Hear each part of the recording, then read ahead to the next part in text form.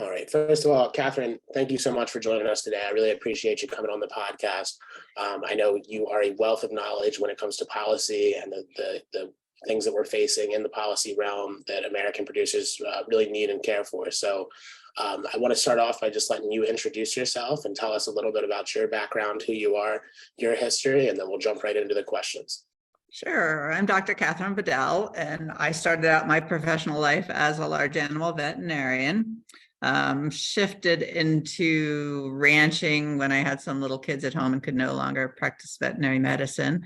Started a grass-fed beef business back in 2006, and did farmers markets and that up to 7 markets a week. Eventually opened a local food store in the town of Fruita that mostly sold meat, but also other products that I had met at the farmers markets, from businesses at the farmers markets. I sold that back in 2019 because I got more and more involved in policy. I served on the Governor Polis's transition team here in Colorado when he got elected. So that was really enlightening, and then was appointed to the Colorado State Ag Commission in 2020 and have served on that ever since. I also am the vice chair of the Mesa County chapter of Rocky Mountain Farmers Union, and I sit on their policy committee. So I still have cattle, I still run cattle, I just don't do so much direct marketing. I have a few customers, and then I will sell some steers to other grass-fed operations as well. So right now I consult with a couple larger ranches, shifting them more towards regenerative agriculture. I also write grants. Right now I just finished 2 for meat processors. So all grants sort of in the agricultural realm, and that's what I'm up to now. Thank you so much, Kathryn. And speaking of you running the ranch still, one of your goals through ranching is to promote regenerative agriculture and responsible land stewardship. And I wanted to know if you could share some strategies that you have found to be particularly effective and how those strategies may be supported at the policy level. Sure. So one of the first things as you try and spread the word about moving into regenerative agriculture, it's really important not to be adversarial. It's not us against them. One size does not fit all. And sort of what I've learned through my efforts is that, yes, it's hard to change your practices. It's hard to change your mind and to change people's mind about, this is how we've always done it. And it's not really how we've always done it, but it's just what everybody remembers how agriculture works. And we're trying to sort of change that mindset. And so to be more of a coach and not a teacher. People don't like to be educated. They want help.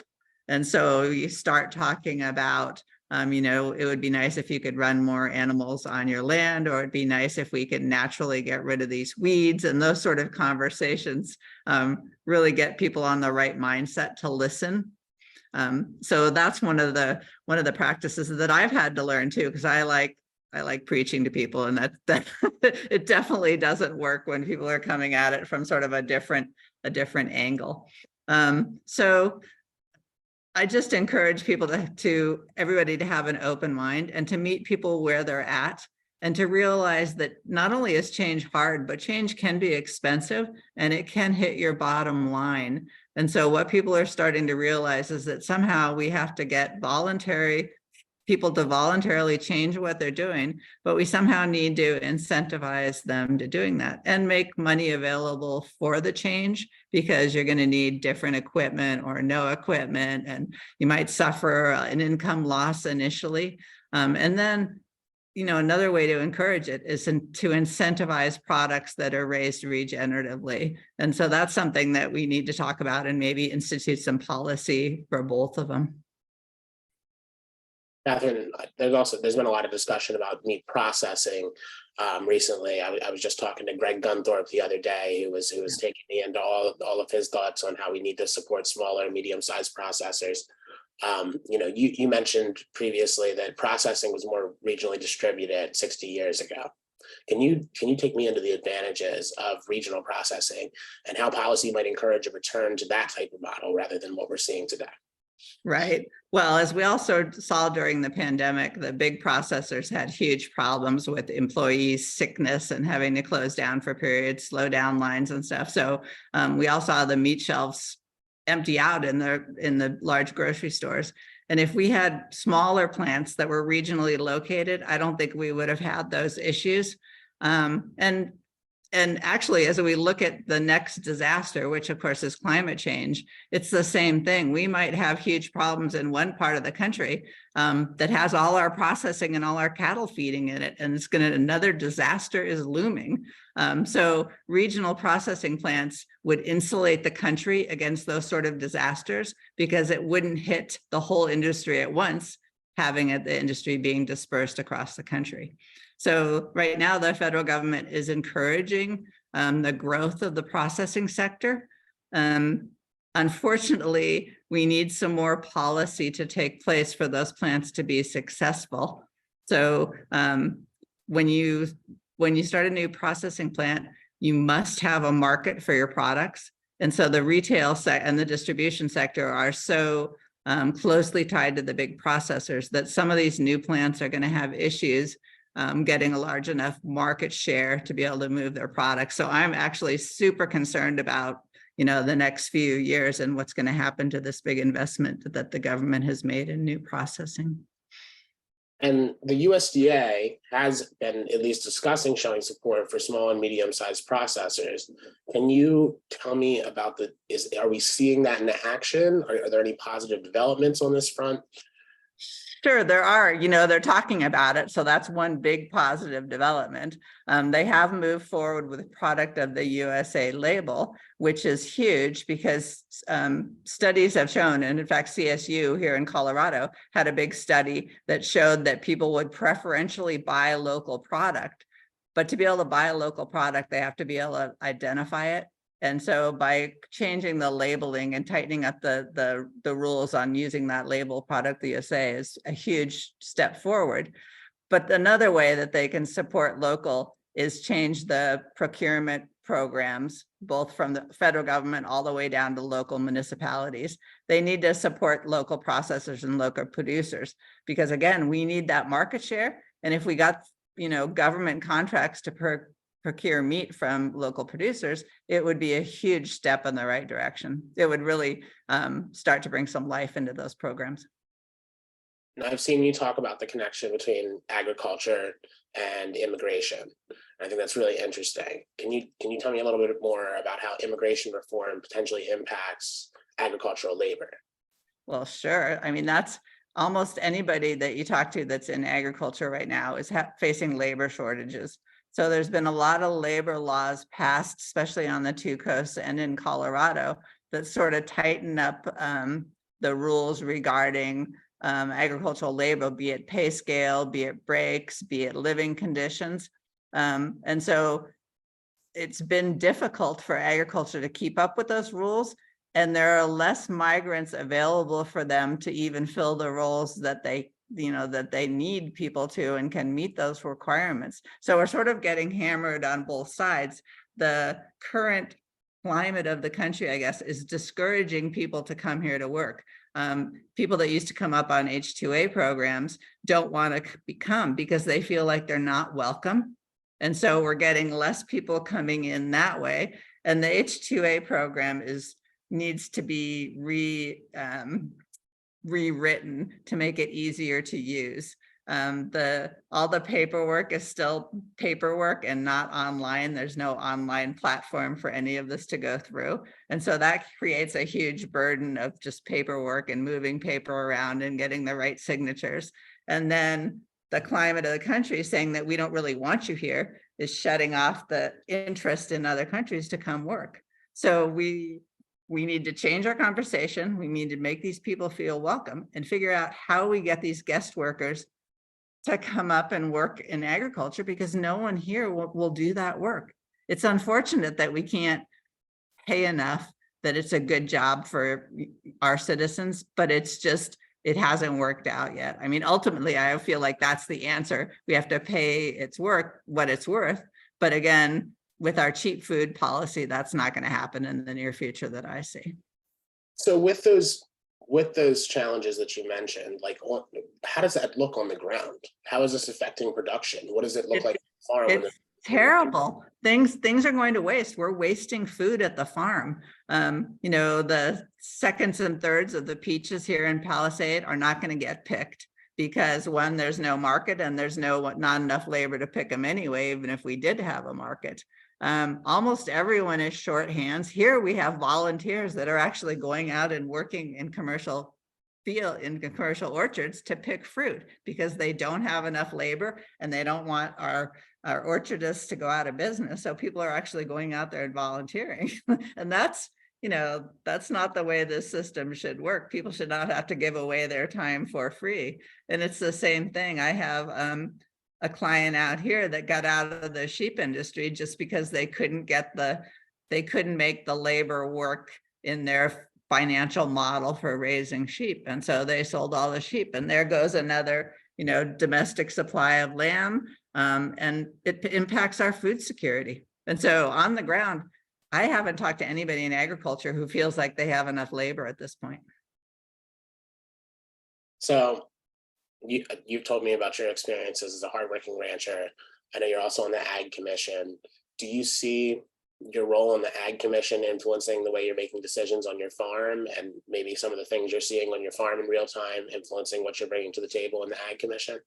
Yeah, definitely. Maybe not just on my farm, but just in my community. I mean, I have talked to other farmers, ranchers, orchardists, and so I try and bring their ground experience back to the Ag Commission. And that's sort of our role, is to report what we're seeing to the Ag Commissioner so she can make good decisions based on what's actually happening. And yeah, I mean, it's kind of handy to learn about new rules and bring them back to your community and help your community to adjust to them or take advantage of grant programs that are coming out. Colorado has an insectary which develops bugs for invasive weeds. I've been spreading the word about that lately. We have Russian knapweed problems, we have bindweed problems, and I was recently on a river rafting trip with the folks from the insectary going down the Green River, releasing Tamar's beetles and Russian knapweed beetles. And we came up with a logo or a tagline for them saying, "We've got a bug for that," because they really do. And so there's a lot of things that I learned sort of and can spread the word about from being on the Ag Commission that I think is really helpful for the community. And I hope I'm doing a good job spreading the word, because that's part of the problem that almost every group faces, is getting the word out and having that outreach section. So I'm hoping that I'm helping with that. If you Google your name, no trouble getting the word out, Kathryn. Okay, good. So you talked a little bit about our procurement policies having some issues. They're not getting to the right folks. You know, how can these policies be improved to better be supporting local producers and help to encourage fair and open market access? Yeah, you know, it takes will, first of all, and we've had a lot of lip service about how they want to support local ag and we need food security and all that, but when it comes down to changing policy, that just hasn't happened yet. You know, we asked the USDA in their commodity food programs to put some buy local procurement language in there, and they haven't, and they didn't. And when it comes right down to it, I've looked at the local or the procurement program for beef, and it's still, the price point makes it so it's unrealistic for a local producer to sell it at that, because when you're using a smaller processing plant, the processing cost is probably 3 times as much as the large plants that some of the big 4 have. And so we're going to need preferential treatment to start selling into those procurement programs. And I'm just not sure that the governmental will to do that is here. And because it's not, and honestly, at a local level, the only people that are really talking about it right now are the food banks and the schools. The governments, municipalities, it hasn't even entered their radar yet that they should be supporting local. So we need to do a better job of spreading the word that that we need this and that this is good for the country. And it's actually, talk the language. It's the patriotic thing to do, is to be food secure. I mean, everyone talked about energy independence. Hell, we need food independence before we need energy independence. Absolutely. Absolutely. You talked about your friend being the lamb producer going out of business. We're seeing the amount of independent farmers we have across the nation just declining, which is obviously scary for food security. Scary to see our local and regional food systems being deteriorated.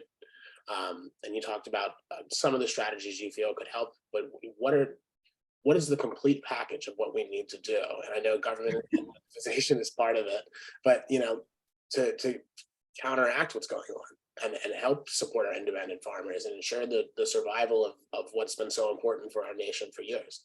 Man, it starts that there's hardly nothing that won't impact it. So the first thing is that everyone talks about is our population of farmers is aging, and it's super expensive to enter the field because land costs are so high right now.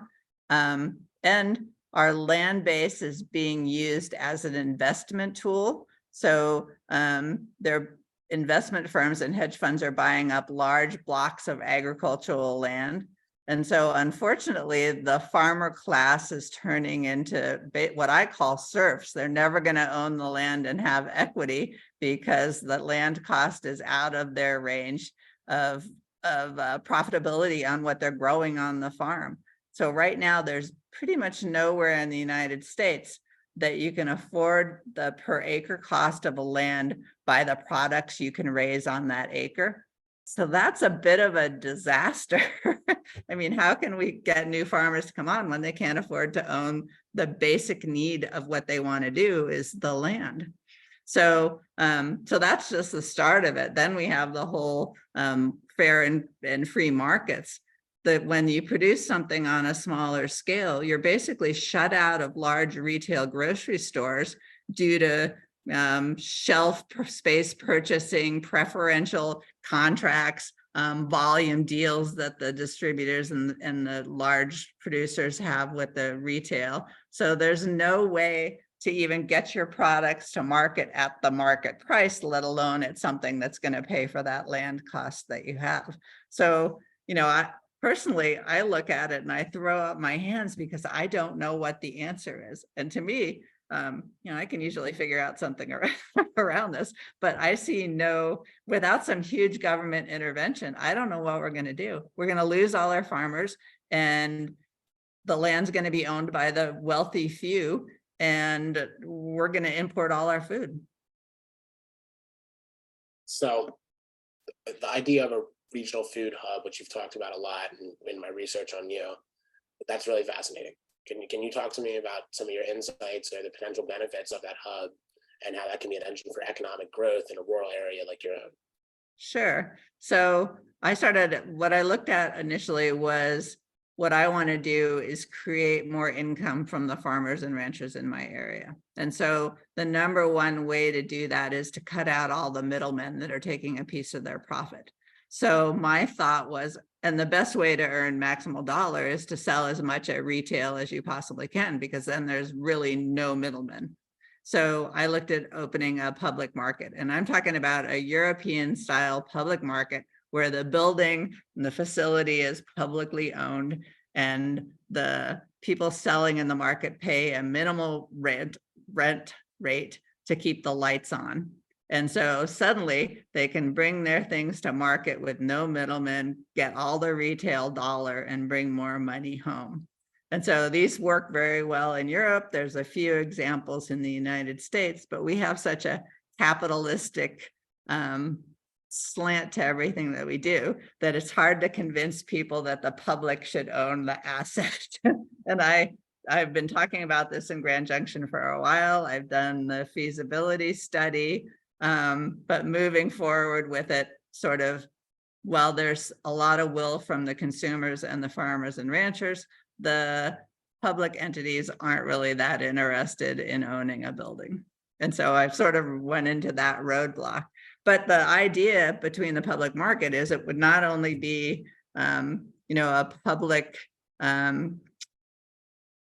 grocery store basically, but you could also have, you're going to raise more of certain product than you can sell in that method. So you'd have a warehouse and be sort of a food hub that would be connected to other food hubs. So like we were talking, you know, in the southern part of the state, produce comes on faster than it does in the north. At higher elevations, you can raise different food.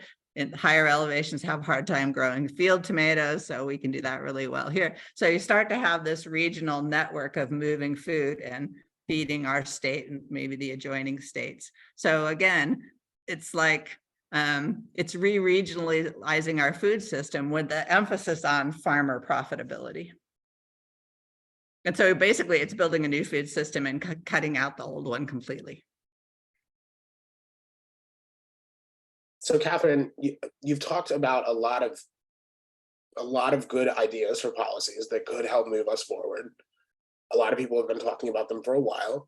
We're not seeing maybe the movement that we would expect. What's in the way of better policies? What's missing? Money. So it all comes down to who's making the money out of this and who sends the lobbyists to Washington.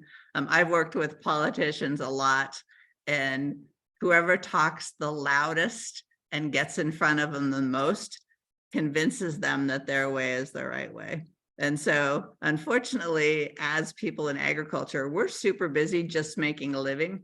We don't have time to lobby, you know, our representatives and get our story out there. And there are some organizations that are starting to do a very good job, but we are basically drowned out by the people that are making the money now that don't want anything to change. And so, we have to do a better job of reaching out, and our livelihood depends on it. So I'm just hoping that we can convince more people to get their voice out there. Every time a comment period comes up on something, or you know your legislators in the area, you got to tell them your story and say why you're not thriving, because those are the things that make them change their mind, is their constituents actually telling them, you know, repeatedly, because unfortunately one time's not enough. And it's funny because on that same raft trip that I went on, we had some legislators and policymakers with us. And being in that sort of a setting where you're on the ground, you're floating in the raft or wherever, and having those conversations and then getting together and talking after dinner, you can really make a huge impact on that. And I think that's probably, the lobbyists know this. They're taking them out, you know, our legislators out to dinner, they're hanging out at the same parties, they're having those hallway conversations that we're not having access to. And so there's a problem there, then that they're not hearing the people on the ground's voice. So I just think we have to tell our story repeatedly and loudly and get something done.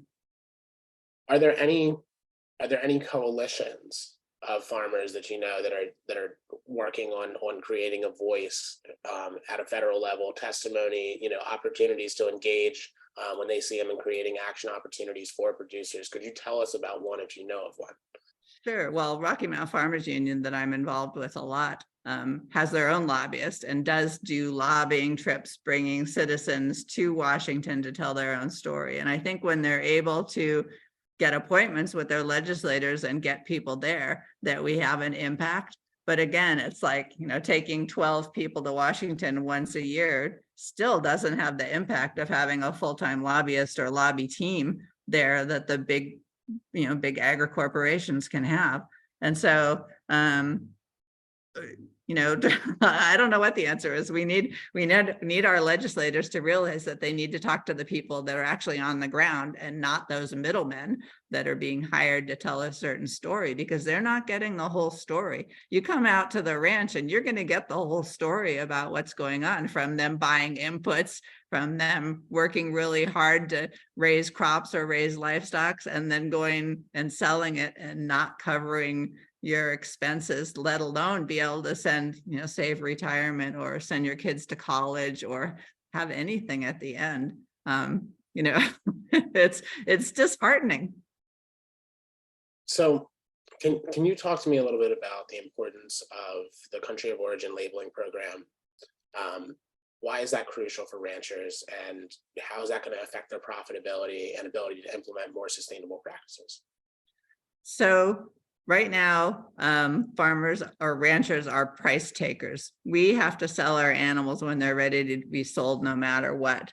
And if the price starts climbing up right now, the meat packers, the large meat packers, are free to import either meat or live animals and not pay the price that the domestic farmers are asking. Because if they import, let's say they import a side of beef and they cut it up and repackage it, suddenly that becomes product of the USA because it was repackaged here.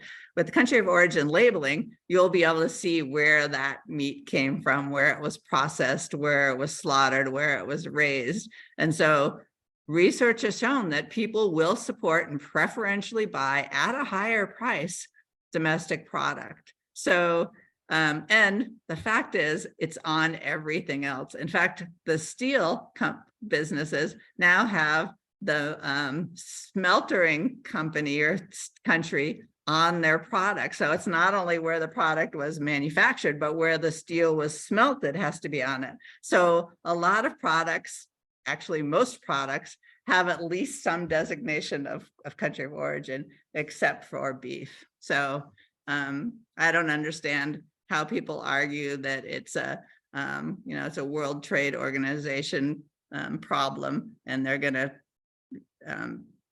have repercussions if we label our beef, when every other product faced the same benchmarks as that we should be able to label our beef. And every other country does. I've traveled heavily and I can always find out where the beef was that I'm buying in their grocery stores. No, and that's interesting because like when you go to the seafood market, right? If you go to the seafood case, what do you see there? Made in Thailand, yeah, imported from wherever, yeah. Right, and I think that has an impact on people's purchasing, right? It does. I definitely think differently of something that's caught close to me than something that's, maybe raised in a country I don't know much about. They may have different standards. And even as much as talking about the species, right? Which we don't see as much. And I think that's also an important part of it. Yeah. Kathryn, before we wrap up here, I really appreciate your time. Is there anything else that you want to update folks on? Is there anything else that needs to be said here that you find important? We need the support of our consumers really bad to change anything. And so, that's why I still go to farmers market, because I like that face-to-face. I can explain things to them. I know, I can sell them and say why they should pay more for a local product. And luckily I see that conversation coming up more and more just in the grocery store and everywhere.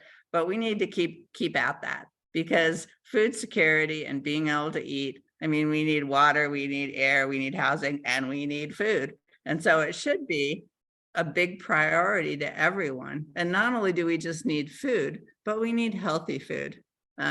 And that's what your farmers and ranchers do when you buy direct. They're providing you healthy food. And so please keep talking to your consumers. Don't give up the conversation, and use your voice. Kathryn, thank you. It's been an half hour full of a lot of insights and a lot of valuable information from you. We appreciate you sharing, and we'll see you next time. Thank you.